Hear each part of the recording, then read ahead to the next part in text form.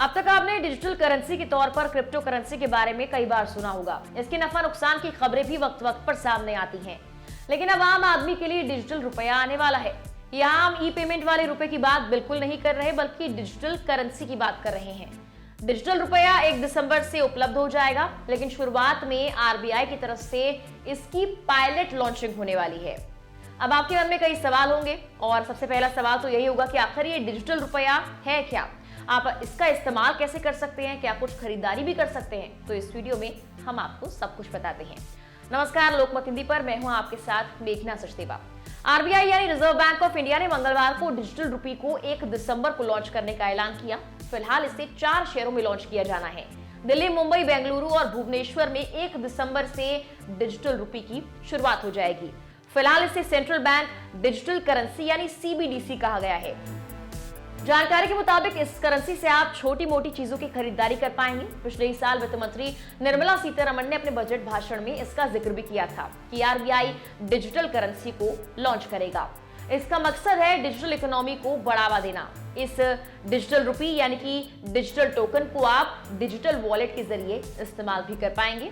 फिलहाल ये सर्विस कुछ ही सेलेक्टेड बैंक के जरिए आपको मिलेगी।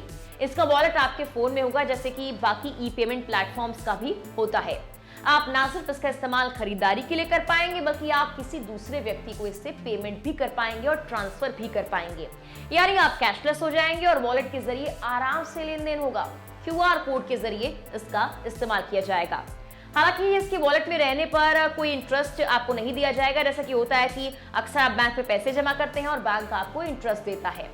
सेंट्रल बैंक डिजिटल करेंसी भारतीय रिजर्व बैंक की तरफ से जारी किए जाने वाले करेंसी नोटों का डिजिटल स्वरूप है। ये करेंसी नोटों की तरह ही पूरी तरह से वैध और मान्य है। इसका इस्तेमाल लेन देन के लिए हो सकता है।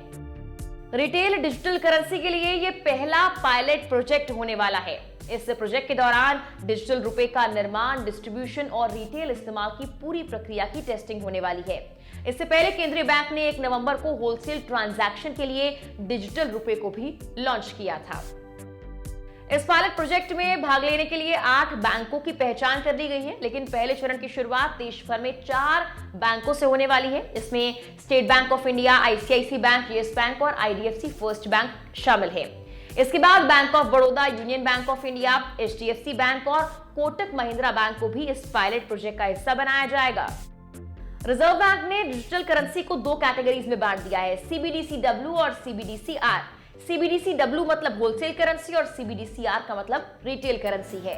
भारत की इकोनॉमी को डिजिटल रूप में विकसित करने की दिशा में इसे रिजर्व बैंक की ओर से एक अहम कदम माना जा रहा है। हालांकि क्रिप्टो करेंसी से बहुत ज्यादा अलग है। इसकी तुलना बिटकॉइन से भी नहीं कर सकते। एक्सपर्ट्स का मानना यह है कि कई बार क्रिप्टो करेंसी और बिटकॉइन को लेकर चिंताएं जाहिर की गई हैं।